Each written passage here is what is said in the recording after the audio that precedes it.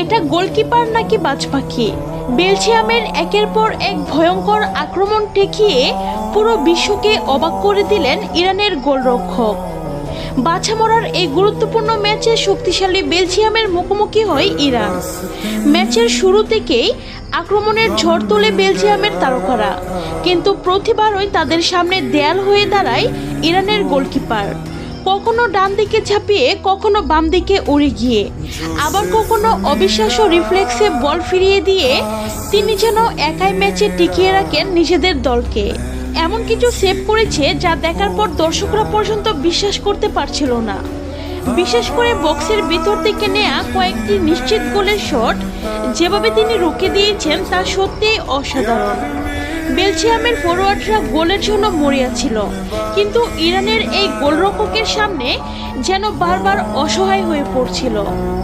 ফুটবলে অনেক সময় একটি গোল ম্যাচের ভাগ্য বদলে দেয়, আর অনেক সময় একজন গোলকিপার পুরো ম্যাচের গল্পটাই বদলে দেন। আর আজ ইরানের এই গোলরক্ষক ঠিক সেটাই করে দেখিয়েছেন।